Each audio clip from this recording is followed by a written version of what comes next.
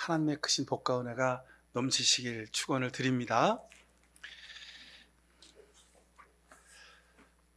벌써 2월이 우리에게 다 시작됐습니다.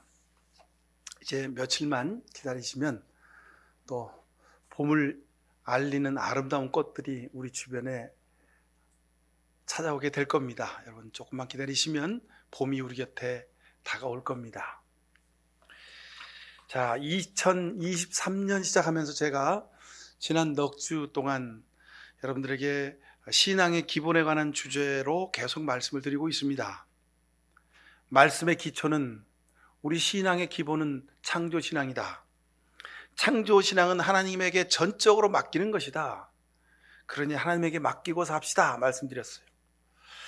말씀대로 사는 것은 하나님의 말씀을 끝까지 포기하지 않고 믿고 기다리는 거다. 그러면 하나님이 반드시 꿈을 이루어 주신다 말씀드렸습니다. 그리고 지난주에는 10분의 1 아끼려다가 10분의 9를 잃어버리는 잘못을 범하지 말라 말씀드렸습니다. 하나님의 주신 은혜와 복을 누리는 가장 큰 비결은 믿음의 선조들이 했던 것처럼 우리도 신앙의 전통을 잘 지켜 하나님 앞에 정성껏 예물을 드리고, 그리고 하나님이 그 예물 받으셔서 거기에 100배 복을 주셔서 여러분에게 부어주실 것이라고 말씀드렸습니다. 여러분, 이것이 믿음의 비밀입니다. 세상의 산수로는 내가 다 써도 모자라는 일이지만, 그러나 하나님의 계산 방식은 내가 너에게 다 주었으니 내 마음을 하나님이 보시고자 원하시는 겁니다. 그러니 여러분, 시간도 물질도 여러분의 삶의 모든 것도 하나님 앞에 성별되게 드릴 수 있게 되기를 바랍니다. 자, 오늘은 하나님과 어떻게 교제하며 살 건가? 믿음은 하나님과의 관계인데 하나님과의 관계가 어떻게 하면 더 돈독하게, 더 친밀하게, 더 가깝게 살 수 있을까? 여러분, 하나님과 얼마나 가까우세요? 여러분 그러잖아요. 세상 살다 보면 나 우리 회사 사장님하고 가깝거든, 막 그걸 자랑하는 사람이 있어요. 물론 여러분, 내가 다니는 회사에서 회사의 대표이사와 내가 가깝다, 그거 좋은 일이죠, 그죠? 근데 여러분, 글쎄요, 대표이사는 1년직입니다 1년 지나면 바뀔 수도 있어요. 근데 하나님은 영원히 바뀌시지 않습니다. 세상에 아주 명예와 권세를 가진 사람과 가깝다, 그것을 자랑하는 사람이 있어요. 그래서 자기가 그 명예와 권세를 가진 사람보다 더 큰 권세를 막 휘두르고 행사하는 사람들이 있어요. 그거 보면 참 우습기도 하죠. 여러분, 사람들은 세상에서 누구와 친하냐, 거기에 따라서 어깨에 힘주는 그 모양이 다릅니다. 물론 그럴 수 있습니다, 그죠? 세상에서 사는데 세상에서 힘 있는 사람이 나랑 가깝다, 뭐 그럴 수도 있겠습니다만, 여러분 근본적으로 한번 물어보십시오. 온 세상의 주인이 누구냐? 하나님이시지 않습니까? 그죠? 하나님과 더 가까워지실 수 있기를 간절히 바랍니다. 세상을 살면서 사람과 만나서 교제하는 일도 굉장히 중요합니다. 여러분, 사람을 만나서 교제하는 거 굉장히, 왜냐하면요, 같은 말을 하고 같은 표정을 갖고 같은 생각을 가지고 서로 삶의 경험을 같이 나누는 사람들과 여러분 좋은 교제를 하십시오. 특별히 가족과 여러분 교제를 많이 하실 수 있기를 바랍니다. 우리는 이 가족과 관계를 하는 것에 좀 소홀할 때가 많이 있습니다. 저도 늘 많이 생각하고 회개합니다. 가족은 늘 곁에 있으니까, 가깝게 있으니까 뭐 당연하고 그러려냐고 그냥 넘어갑니다. 그냥 얼굴 보고 밥 먹었니? 밥 먹자, 자자, 뭐 이러면 끝나는 거예요. 여러분, 가족에게 더 관심을, 사랑을, 말로 표현을 많이 하실 수 있기를 바랍니다. 가까울수록 이거 중요합니다. 근데 우리는 가까우면 대충 넘어갈 때가 많이 있어요. 가까우니까 다 알겠거냐고 그냥 넘어가요. 근데 그거 쉽지가 않습니다. 여러분, 가까우면 더 최선을 다해서 더 정성껏 하실 수 있기를 바랍니다. 여러분, 저도 잘못해요. 그러니까 여러분 같이 노력하십시다. 여러분 약속하셨습니다. 올해는 아내와 남편 간에, 부모와 자식 간에, 형제지간에 여러분 더 친밀하게 사랑을 표현하고 관계를 더 든든하게 아주 그냥 삼겹줄로 꽁꽁 묶어 사실 수 있기를 바랍니다.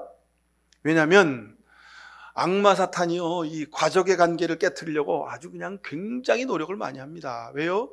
가족 관계가 깨지면요, 그 사람의 모든 것이 다 깨지기 때문에 그렇습니다. 가족 관계가 제대로 되지 않는 사람, 하나님과의 관계에서도요, 제대로 될 리가 없습니다, 여러분. 기억하십시오. 사람과의 관계 중요합니다. 특별히 가족과의 관계 중요합니다. 근데 이보다 더 중요한 게 있습니다. 설사 가족 관계가 좀 틀어지더라도 세상 사람들의 관계에서 내가 손가락질을 받고 코너에 몰리고 억울하게 내가 모함을 당하더라도 하나님과의 관계에서 바로 서면 여러분 그것은 나중에 다 해결될 수 있습니다. 주변 사람들에게 저 사람이 어떤 사람인가 물어보면요, 그 사람이 어떤 사람인지 다 알 수가 있습니다. 그만큼 사람과의 관계가 굉장히 중요하죠. 근데 더 중요한 것은 하나님과의 관계입니다. 여러분, 믿음으로 살면서 저 사람이 하나님과의 관계를 어떻게 하며 사는가 보면 그 사람을 우리가 평가할 수 있습니다. 어젯밤에 갑자기 후배 목사님의 부고 소식을 들었습니다. 갑작스러운 일인데 50대 초반 목사님인데 여성 목사님이고 후배 목사님이신데 제가 굉장히 듬직하게 여기고 늘 정말 후배지만 존경하는 그런 목사님이었어요.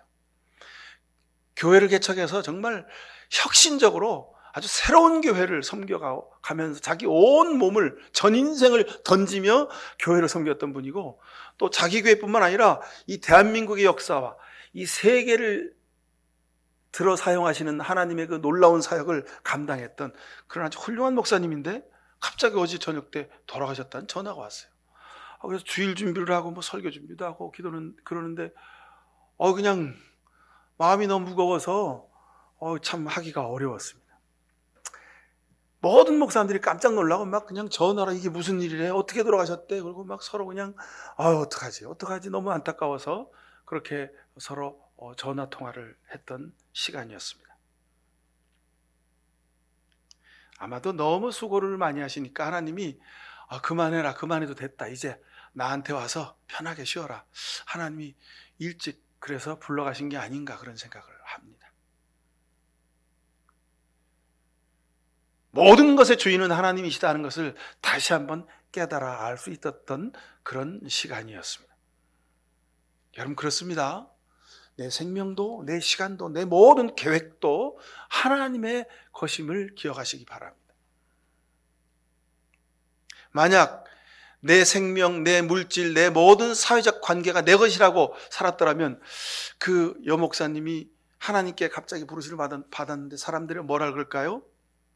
그냥 그렇게 돌아가셨나 보다. 그런데 이 목사님 돌아가셨는데 서울로에 있는 모든 목사님들이 막 안타까워서 막 전화를 서로 하고 이게 무슨 일이래 그러면서 막 안타까워 하시는 모습을 보면서 이 목사님이 정말 아름답고 귀하게 살아오셨구나를 다시 한번 깨달아 알 수 있었습니다. 여러분, 우리가 하나님께 부르심을 받는 그날 주변에 있는 사람들이 안타까워하고 애통하고 그리고 너무도 소중한 분이었음을, 그 삶을 기릴 수 있게 되기를 간절히 바랍니다. 이것은 하나님과 친밀한 관계를 맺은 사람, 이 사람만이 가능한 것입니다. 자, 만물의 주인, 생명의 주인 하나님, 그 하나님과 어떻게 친밀한 관계를 맺고 살아갈 수 있을까? 다른 방법이 없습니다. 성경에서는 도무지 다른 방법이 없다고 말씀하셨습니다. 유일한 방법, 단 하나의 방법, 기도하는 것이라고 말씀하고 있습니다. 하나님 만나는 길, 그것은 기도하는 방법밖에는 없습니다. 어떤 사람은 무당한테 가고, 어떤 사람 점쟁이한테 가고, 어떤 사람 무슨 법사한테 가고, 그래서 자기 앞길을 알려달라고 어떻게 하면 귀신과 신적인 세계가 가까워질 수 있냐고 그렇게 구하기도 합니다. 근데 그건 어리석은 짓입니다. 신앙생활의 기본은 하나님 앞에서 자신을 보는 겁니다. 이게 기본입니다. 그러려면 기도하는 수밖에 없습니다. 자신을 보는 거울, 하나님을 보는 안경, 그것은 기도 외에는 없습니다. 기도해야 자신을 볼 수 있고요. 기도해야 하나님 만날 수 있고, 기도해야 하나님의 음성을 들을 수 있습니다. 이게 유일한 방법입니다. 여러분, 성경을 읽다가도 그런 생각 들지 않으십니까? 성경이 이게 무슨 얘기인가? 뜬금없이 왜 이런 얘기 써 있을까? 왜 이 말씀이 여기에 써 있을까?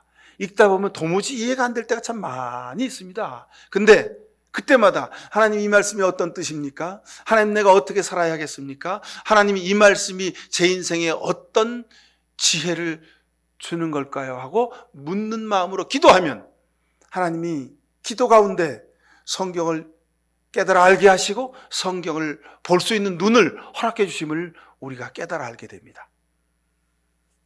디모데전서 4장 5절에 모든 것이 말씀과 기도로 거룩해진다 그랬습니다. 여러분, 이 방법 외에는 없습니다. 근데 우리가 자꾸 다른 방법을 구합니다.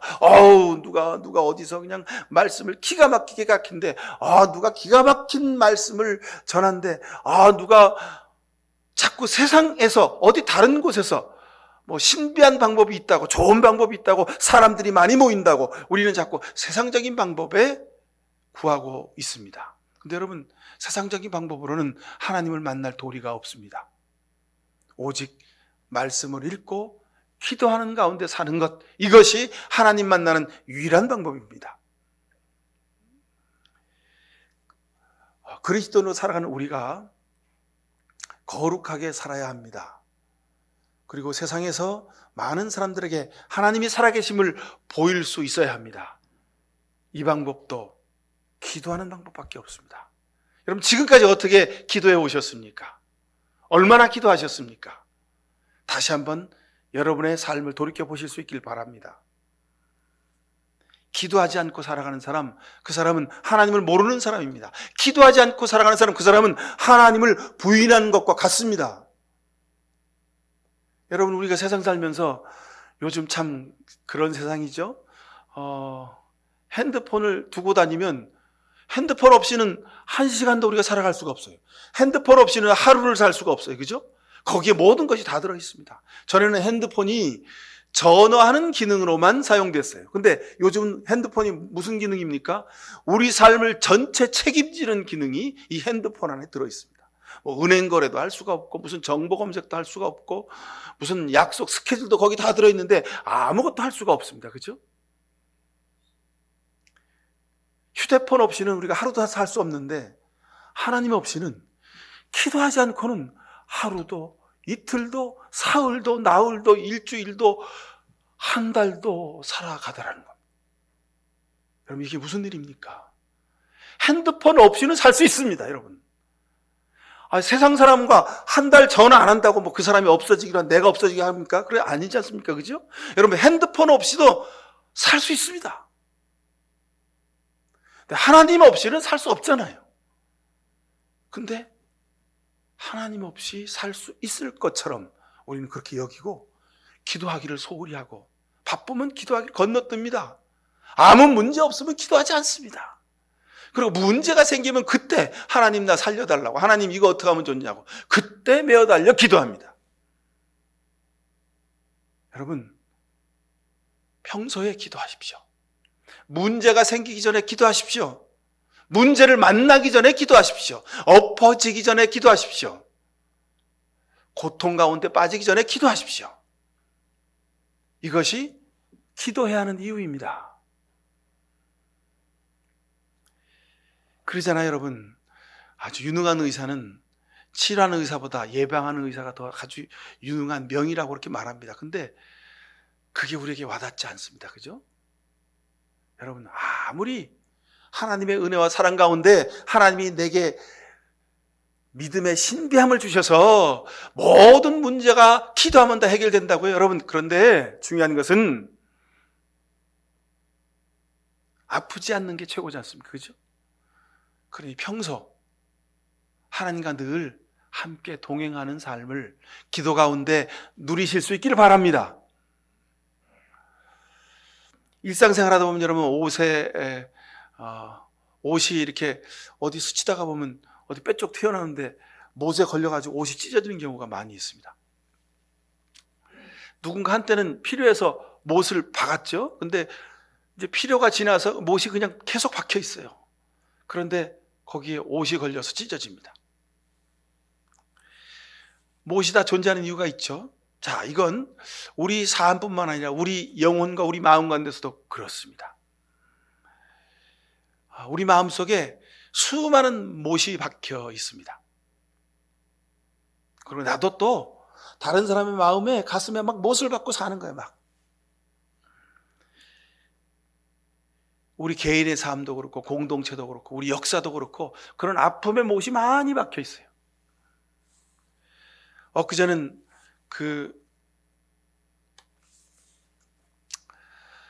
이태원에서 안타깝게 죽음을 맞이했던 우리 젊은이들 159명의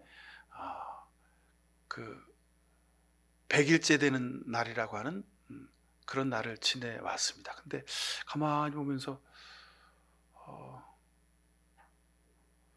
우리 모두가 함께 아파하고 함께 기도해주고 그래야 하는데 그냥 아무렇게나 막 지나가는 것 같아서 너무 가슴이 아팠습니다. 여러분 야생에서 보면요, 아프리카 무슨 이렇게 동물의 세계를 보니까 코끼리가 이렇게 무리를 지어서 살더군요. 가족들끼리 대가족이 가족이 모여서 막 수십 마리 수백 마리가 이렇게 떼를 지어서 이동합니다. 근데 가다가 보면 그 코끼리 가운데 나이가 많아서 병들어서 또는 가다가 이렇게 계곡 같은 데 빠져가지고 죽는 경우가 생깁니다. 그러면 신기하죠. 누가 뭐 거기서 전화를 건 것도 아니고 누가 무슨 지휘하는 것도 아닌데 그 많은 코끼리들이 앞을 막 가요. 막 정신없이 가다가 그 뒤에 누가 쳐져가지고 쓰러져서 죽었어요. 근데 코끼리들이 다시 돌아와요. 돌아와가지고 거기 돌아와서 그 코로 그 쓰러져서 죽어있는 코끼리 위에다가 나뭇잎을 이렇게 던지고 흙을 던지고 발로 흙을 차가지고 그 코끼리 위에다가 막 흙을 쌓고 건부를 쌓고 나뭇잎을 쌓아가지고 그렇게 하루 온종일 꼬박 24시간을 거기 모여서 그 주위를 뺑뺑뺑 돌면서 그렇게 울음을 울면서 애도를 합니다. 온 무리들이 다 그렇게 애도한 다음에 다 애도가 끝나면 그러면 이제 코끼리들이 다시 가던 길로 또 돌아갑니다. 동물들도 이렇게 자기 동료의 죽음, 자기 구성원의 죽음을 애도하고 아파하고 그렇게 하는 것을 보는데 사람인 우리는 그렇게 하고 있는가 생각하면 참 부족할 때가 많이 있구나 하는 그런 생각을 다시 한번 하게 됩니다. 여러분, 시간이 지났지만 여러분 기도하시는 중에 그런 애도의 마음을 다시 마음속에 좀 담아내실 수 있으면 좋겠다, 그런 생각을 합니다. 자, 오늘 본문 9절 10절을 보십시오. 구하라, 찾으라, 두드리라. 이것이 기도의 모습입니다. 구하라, 찾으라, 두드리라. 이것이 기도의 모습입니다. 구하면 주실 것이요, 찾으면 찾게 될 것이요, 두드리면 열어줄 것이라고 말씀합니다. 근데 구하라, 찾으라, 두드리라, 이것이 전부 다 동사로 쓰여졌습니다. 이게 무슨 말입니까? 기도는 곧 행동이라는 겁니다. 기도는 곧 실천하는 것이라는 겁니다. 굉장한 의미가 있습니다, 여러분. 우리는 기도는 그저 말로만 하는 것으로 생각합니다. 근데 여러분, 기도는 우리가 기도하기 시작하면 우리가 그 기도를 삶으로 살아야 한다는 것입니다. 그리고 우리가 기도하면 하나님이 응답을 시작하신다는 뜻이기도 합니다. 여러분, 세상 사람들과 그리스도인들은 다릅니다. 여러분 잘 아시다시피 세상 사람들은 자기의 힘과 능력으로 삽니다. 근데 우리는, 여러분들은 무엇으로 삽니까? 하나님의 은혜로 살죠. 하나님의 은혜의 통로가 기도인 줄로 믿습니다. 여러분, 내 머리로, 내 생각으로 추론하고 논리적으로 사고하고 우리가 앞날을 예측합니다. 근데 그러면 하나님의 역사가 들어설 자리가 없습니다.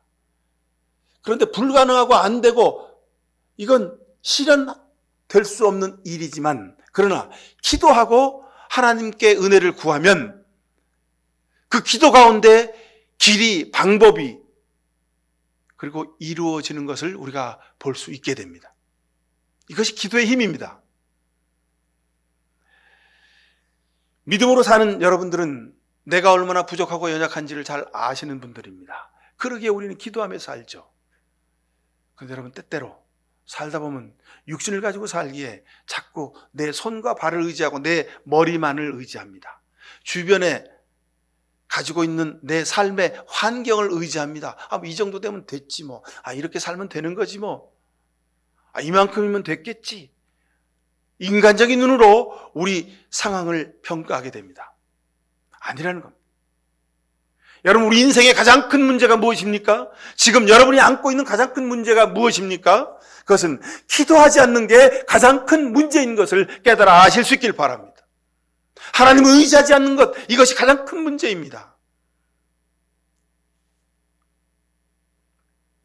여러분들은 하나님의 능력으로 사는 사람들 되실 수 있길 바랍니다. 하나님의 능력이 어디로 공급됩니까? 기도 가운데, 기도의 줄로, 기도의 통로로 하나님의 능력이 공급되는 것을 보실 수 있길 바랍니다. 체험하실 수 있길 바랍니다. 지혜도 건강도 생명도 살아있음도 자랑도 능력도 여러분, 그것 의지할 것 아무것도 없습니다. 하나님이 오늘 밤이라도 우리를 부르시면 다 놓고 가야 할 것들입니다. 그러기에 하나님에게 은혜를 구하지 않을 수 없습니다. 하나님의 도우심을 구하지 않을 수 없습니다. 여러분, 이것의 유일한 방법은 기도입니다. 기도하는 일, 가장 쉽기도 하지만 가장 어렵기도 합니다. 가장 쉽기에 기도하지 않습니다. 가장 어렵기에 기도를 건너뜁니다. 여러분, 가장 쉬운 것이 기도입니다. 그러니 오늘부터 다시 기도를 시작하십시오. 가장 어려운 것이 기도입니다. 그러기에 기도하면 세상에 어려울 것이 하나도 없다는 뜻이 되기도 합니다. 여러분, 그렇잖아요. 그죠? 기도가 가장 어려워요. 여러분, 기도하려고 앉으면 어떻게 됩니까? 기도하려고 눈을 탁 감으면 깜깜하죠? 여러분, 그런 분들은 눈을 뜨고 하세요. 눈 감으니까 깜깜하죠. 저도 눈 감으면 깜깜해요. 그죠? 그러니까 기도하다가 기도가 잘 안 되고 앞이 캄캄할 때는 여러분, 눈 뜨고 기도하셔도 됩니다. 조용히 속으로 기도하는데 막 마음속에 여러 가지 많은 생각들이 나죠. 그럼 여러분, 소리내어서 기도하십시오. 어떻게 기도할 걸 여러분 알 수 없을 때, 무슨 기도를 드려야 할지 도대체 입에서 기도가 나오지 않을 때, 여러분, 그때를 위해서 예수님이 오늘 주기도문을 알려주셨습니다. 얼마나 감사한지요. 하늘에 계신 우리 아버지여, 이름이 거룩하게 되옵소서. 나라가 이 땅에 임하옵소서. 내가 다른 사람들 용서해 준 것 같이 내 죄도 용서해 주옵소서. 여러분, 기도하기가 어려우십니까? 그러면 주기도문을 계속 외우십시오. 10번, 100번, 1000번, 10,000번. 여러분, 책을 100번 읽으면 그 책의 그 책의 내용을 다 외우고 그 저자의 뜻을 알게 된다 그러죠? 주기도문을 100번, 1000번, 10,000번 외우고 기도하면 하나님의 마음을 알게 되는 줄로 믿습니다. 예수님이 왜 기도를 가르쳐 주셨을까요? 예수님이 가르치신 기도이기 때문에 가장 최고의, 가장 훌륭한 기도가 주기도문입니다. 그러니 여러분, 다른 사람이 유창하게 멋지게 은혜롭게 하는 기도에 여러분 주눅들지 마시고 주님이 가르치신 기도를 날마다 드리실 수 있기를 바랍니다. 아침에 일어나서 여러분, 주부 되신 여러분들 아침에 일어나서 가족들을 위해서 아침 식사 준비를 하잖아요. 여러분, 그때 주기도문 외우고 하루 식사를 준비하십시오. 하루를 마감하고 다 끝나고 잠자리에 들어서 여러분, 기도하기 어려우십니까? 그냥 누운 채로라도 손을 모으고 주기도문을 외우고 잠자리에 드십시오. 직장에 나가서 하루 일을 시작하기 전에 여러분, 책상 앞에서 잠깐 눈 감고 주기도문을 외우십시오. 주님이 가르친 기도기에 가장 능력이 있고 가장 좋은 기도인 것을 기억하시길 바랍니다. 날마다 하나님과 대화함으로 하나님의 뜻을 알고, 그리고 하나님이 기뻐하시는 삶을 사는 비결, 이것밖에 없습니다, 여러분.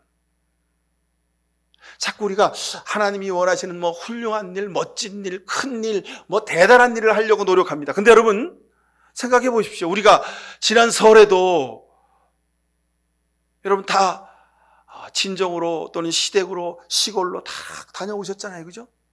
어떤 분은 여기서 목포 가는데 막 7시간, 8시간, 10시간 걸렸다는 분도 있어요. 부산 가는데 막 7시간, 8시간, 9시간, 10시간 걸려서 그래도 가는 거예요. 왜 갑니까? 막 여기서 다이아몬드를 막 싸들고 갈까요? 그거 아니잖아요. 그죠? 거기 가도 돈 주면 다 살 수 있는 거예요. 근데 여기서 바리바리 싸가지고 그 무거운 걸 들고 그리고 찾아가는 거예요. 어머니, 아버지를 보러. 형님, 동생을 보러. 자식들을 보러. 부모님을 보러 우리가 설에 가는 거. 왜요? 가서 만나서 보고 이야기하려고. 만나서 보고 이야기하려고 가는 거지 않습니까? 여러분, 오늘도 날마다 예수님이, 하나님이 우리를 기다리고 계십니다. 왜요? 하나님이 우리 얼굴 좀 보려고, 우리 소리를 좀 들으시려고.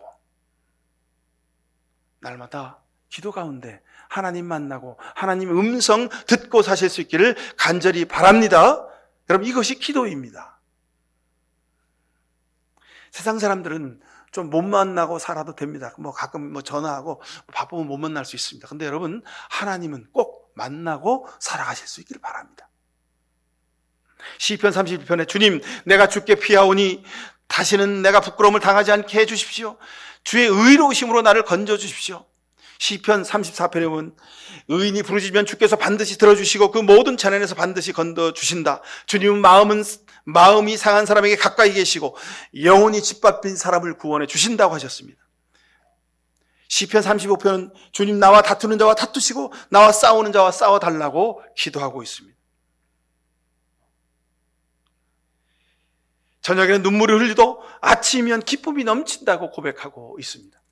자, 여러분, 우리가 날마다 성경 묵상을 합니다. 근데 그 뒤에 꼭 시편을 한 장씩 읽어가게 되어 있죠. 시편은 기도의 시입니다. 여러분, 그 시편을 읽으시면서 내가 드리는 기도처럼 그 시편을 읽어가시고 그 시편으로 기도하실 수 있기를 바랍니다. 나의 하나님, 내가 주님께 울부짖었더니 주께서 내 기도를 들으시고 나를 고쳐주셨습니다. 이 얼마나 귀하고 아름다운, 얼마나 능력 있는 시입니까? 얼마나 능력 있는 기도입니까? 여러분이 주님 앞에 울부짖어 기도하면 하나님께서도 눈물 흘리시고 여러분의 기도에 응답해 주실 줄로 믿습니다. 오늘 13절에 보면 너희가 악할지라도 너희 자녀에게 좋은 것을 줄 알거든 하물며 하늘에 계신 아버지께 구하는 사람에게 하나님께서 성령을 선물로 주시지 않겠느냐 했습니다. 하물며 하나님께서 너희에게 주시지 않겠느냐. 관건은 어디 있습니까? 내가 구하고 찾고 두드리는데 여기에 관건이 있습니다. 사랑하는 성도 여러분, 예수님이 우리에게 기도를 가르쳐 주셨습니다. 이렇게 기도해라. 이렇게 기도해라. 여러분, 주님이 가르친 기도를 가지고 기도를 시작하시기 바랍니다. 날마다 그 기도 가운데 하나님의 역사가 여러분 삶에 일어나게 될 줄로 믿습니다. 여러분이 구하면 반드시 하나님이 주신다고 하셨습니다. 찾으면 찾게 될 것이라고 하셨습니다. 두드리면 열어주신다고 이미 약속해 주셨습니다. 이 놀라운 기도 응답의 신비를 날마다 체험하시면서 여러분 승리하는 2023년 기도하는 영혼으로 살아서 가실 수 있기를 간절히 축원을 드립니다. 기도하십시다. 사랑의 아버지 하나님, 감사합니다. 고맙습니다. 세상 살면서 우리 홀로 내버려 두지 않으시고 기도하게 하시고 기도 가운데 음성을 들려주시며 기도 가운데 응답하시고 주님 모든 것 가운데 은혜로 채워주심을 감사합니다. 주님, 기도할 때에 주여 우리 심령을 치료하여 주옵소서. 기도할 때에 방법을 일러 주옵소서.